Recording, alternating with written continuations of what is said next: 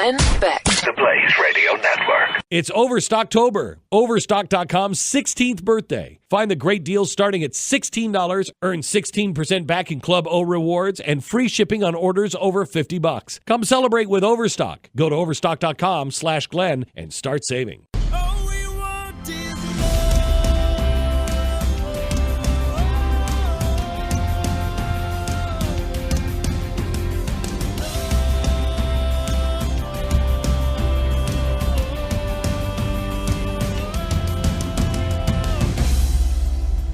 What you're about to hear is the fusion of entertainment and enlightenment.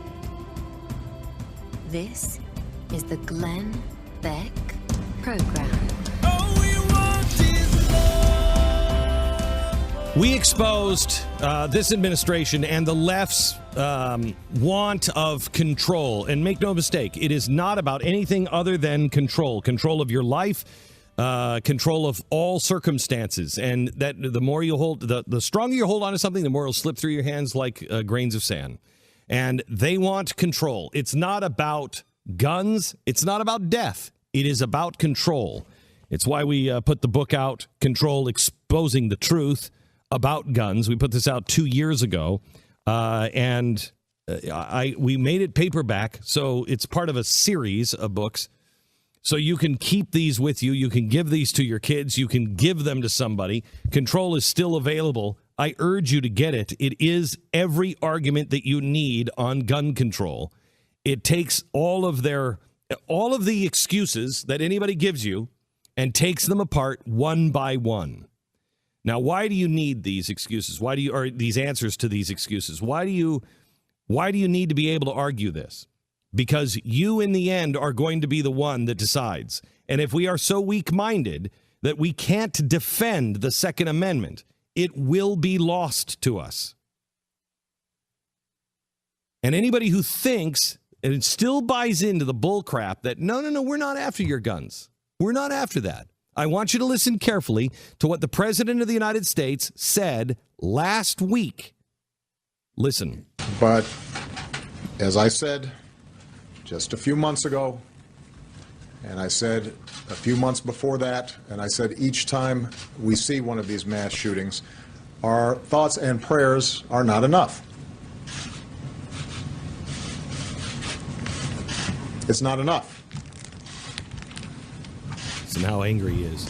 It does not capture the heartache and grief and anger that we should feel. Emphasis on anger. And it does nothing to prevent this carnage from being inflicted someplace else in America. Next week, or a couple of months from now.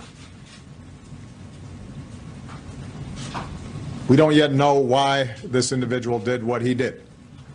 We do now. And it's fair to say that anybody who does this has a sickness in their minds, regardless of what they think their motivations may be. But we are not the only country on earth that has people with mental illnesses or want to do harm to other people.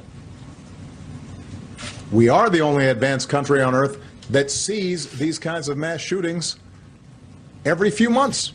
Not true.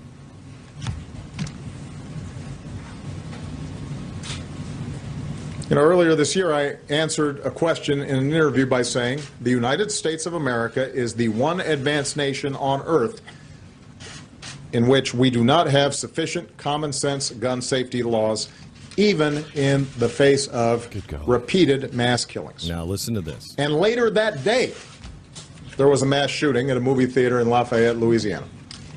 That day. Somehow this has become routine. He goes on to say that we need to look to countries like England and Australia. England and Australia confiscated all guns. Now, we can get into the stats of what happened after the confiscation, and I think that's worth doing. But that's where they're headed. Confiscation of all guns. And don't listen to anybody who tells you differently. Remember, we're not socialists. We're not going for socialism. That's ridiculous. Oh, I'm a socialist. Bernie Sanders. That's where we're headed, gang. Dr. John Lott is the president of the Crime Prevention Research Center. He helped us on on our book, Control, Exposing the Truth About Guns. He is probably one of the leading authorities on guns and gun control here in the United States and perhaps the world. Welcome to the program, John. Great to talk to you again, Glenn. So, John, what did you just hear that you feel needs to be corrected or pointed out? Well, I'm not even sure where to start on it. I mean, I suppose the most basic point, and others have recognized this, is that the proposals that President Obama has put forward wouldn't have stopped this last attack. Of course, he spoke out even before we knew how the individual had attained the gun. But it wouldn't have stopped any of the mass public shootings that he's spoken out on and that he's used to try to go and push for his gun control. What we do know is that, yet again, for all these cases that he talks about, we've had an attack where people weren't allowed to be able to go and defend themselves in the so-called gun-free zone.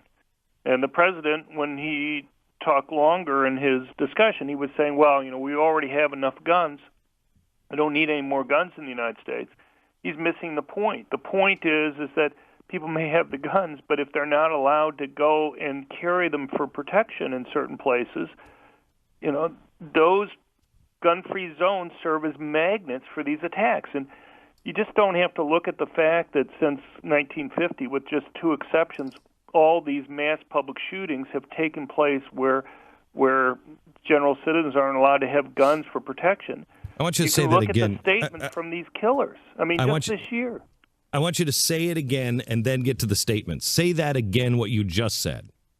Right. Well, since 1950, at least 1950, with just two exceptions, all these mass public shootings have taken place where guns aren't allowed for general citizens. I mean, police can go and have the guns in those areas, but the people who are the victims, like to be victims of these, are not allowed to protect themselves. And you just don't need to look at those statistics. Look at the comments that these killers make. Time after time, they explain explicitly why they chose the targets that they did. So we have the Charleston killer earlier this year. His first target was apparently going to be Charleston College, but he turned that down because he was worried that there was armed security there at the college that would stop him before he was able to go and kill many people.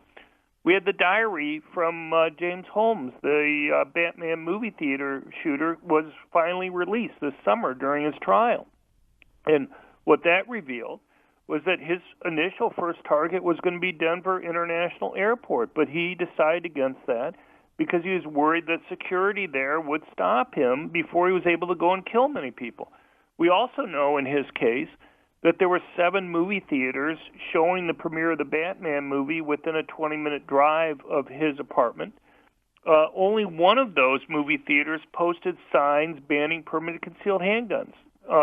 He didn't go to the movie theaters that were closest to his home. He went to the only one that made it so that victims couldn't defend themselves. And you have cases last year, everything from the Santa Barbara shooter case to a mass public shooting in Canada. And the one in Canada, on the killer's Facebook page, he had multiple comics making fun of gun-free zones. He had one comic where a killer had been killing people, had his gun pointed at another victim. The victim was kind of half-turned towards him, trying to get away.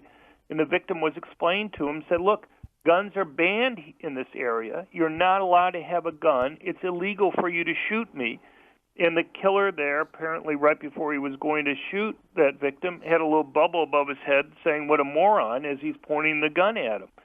These guys understand the nature of gun-free zones. They want to get media attention. You see, it's chilling just to see how openly and explicitly these killers talk about trying to get media attention. And they know that the more people they kill, the more media attention they can get. So in the Sandy Hook killing, the killer there had a 7.5 by 4 foot Excel spreadsheet that he'd put together with past mass shootings, the number of people killed, and the amount of media attention that they had gotten, where he graphed it out, showing what seems like an obvious relationship, that the ones that killed the most people got the most media attention, and apparently he left notes saying that he wanted to kill more people than the Norwegian killer had killed. That Norwegian killer holds the dubious distinction of killing the most people by himself with a gun. If you ignore the bombing deaths, he killed... Well, hang on just a second. But, John, that's only because they don't have any kind of gun control over in Norway. Right. Well, I mean, the gun that was used... The gun that was used was an illegal semi-automatic handgun, it's relatively easy to get rifles in Norway compared to some other countries. But the weapon that was used was that killed by far the most people was something that he wasn't supposed to be able to obtain. Just like, well, John, that's not possible because they don't allow it. They don't Well, allow it, right. so you can't get those guns. I know, because we've Right? banned heroin. Right. I was against You can't gun get it. That's control why you until can't get it. until I realized we banned heroin and you can't get heroin. We banned cocaine, you can't get Can't get cocaine. It's So just it not works available. every time. right. Yeah. But, just look at the big terrorist attacks that they had at the magazine in December last year. Every weapon that they had, from the machine guns to a rocket launcher to the semi-automatic handguns to the TNT and other things, everything they had was basically illegal, but somehow they had been able to go and obtain them. But, you bring up an excellent point with regard to drugs, because, look, most people don't appreciate how much violence in this country is gang or drug gang related. And just as those gangs bring in drugs, and we've tried, with immense resources to try to stop that unsuccessfully, they will bring in weapons to protect those illegal drugs. It's not like they can go and call up the police and say, look, this other gang stole our drugs. Can you help us get them back? And so if tomorrow or now we could click our fingers and cause all illegal drugs to disappear from the United States and all guns, I mean, how long do you think it would be before the illegal drugs started coming in? An hour? And they'd be bringing in weapons at the same time to make sure that they could protect that very valuable property. John, how concerned are you that, I heard the anger in this president's voice when he was talking about this. He's angry. And he's manufacturing the anger too. And the anger, you could hear him manufacture that anger in his speech. But he is pissy about this. Right. How concerned are you that in the next 18 months he's going to make a move? Well, I mean, he's already making some moves. I'll give you one example, what he's doing with Social Security. He wants to define people who are getting help handling their finances as mentally unfit. And so my mom, for example, who lives in Texas, she is in her 80s. She doesn't know how to use a computer, doesn't really want to learn. My sister has power of attorney and handles the finances for my mom. Well, the Obama administration wants to have a blanket rule that they want to use executive orders to put through that would go and make it so that my mom would be declared mentally unfit and therefore not be allowed to own a gun for protection. And my research shows that it's those elderly people, particularly women, who are relatively weaker physically, they're the ones who benefit the most from having the option to have a gun to protect themselves. Boy, it just scares me when a progressive wants to start categorizing people as mentally unfit. You should break out into a cold sweat. John, I've got to run, but I thank you so much for everything that you've done. He's president of Crime Prevention Research Center, good friend of the program. He helped do a lot of the research for Control, the book Exposing the Truth About Guns, and we're thrilled to have you on the program. Thanks so much, John. Thank you very much. People can find more at our website at crimeresearch.org. Thank you very much. The best source on gun stats and everything. If you're trying to make an argument with somebody, the best place to go is start with John.